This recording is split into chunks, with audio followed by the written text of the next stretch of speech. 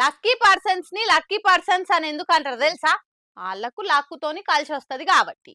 సరే ఈ జోకులు పక్కకు పెడితే లక్ అని ఇన్ని దినాలు ఇన్నుడే గాని నిజంగా అదృష్టం సర్ది పట్టినట్టు రాత్రికి రాత్రే లక్షాధికారైన ఈ ముచ్చట చూస్తే మనకి ఎప్పుడొస్తదో ఇసొంటి టైము అని నారాజైతారు పక్కా. మామూలుగా తొలకరి వానలు పడితే వ్యవసాయం కోసం పొలం దున్ని ఇత్తనాలు వేస్తందుకు రైతన్నలు రెడీ అవుతుంటారు.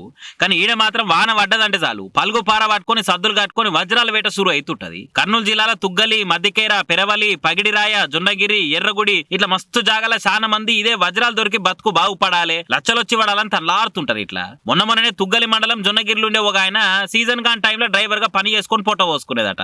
ఇక వానలు పడ్డాయి కదా అని ఆయనకున్న 2 ఎకరాల పొలంలో పని చేస్తుంటే ఓ రాయి దొరికిందట. ఈమె చెక్కున మెరుస్తుంది రాయి అని అనుమానం వచ్చి వజ్రాల దందా చేస్తానికి చూపిస్తే ఇది వజ్రమే, నేను కొంటా ఇంకొవ్వరికి ఎక్కువ అని బేరం చేసి 12 లక్షల రూపాయలు 5 తులాల బంగారం ఇచ్చుకోనడట. ఇట్లా రాత్రికి రాత్రే లక్షాధికారైన ముచ్చట చిన్నగా మెల్లగా ఊర్లే పక్కూర్లే కూడా తెలిసే వరకలా ఇదివరకు వజ్రాలు దొరుకుతాయని దోలాడి దొరకక ఆశ చచ్చిపోయిన వాళ్ళు కూడా మళ్ళా సద్దులు కట్టుకొని బాటిలో నీళ్ళు నింపుకొని బయట కూలి కూడా బంద్ చేసుకొని వజ్రాలు దొరకబట్టే పనులు పడ్డారు. అన్ని జాగాల కలిసి ఏడాది ఖరీఫ్ సీజన్ లో బగ్గ వానలు పడి ఇప్పటిదాకా దగ్గర 42 వజ్రాలు దొరికినాయని లెక్క తెలియదట.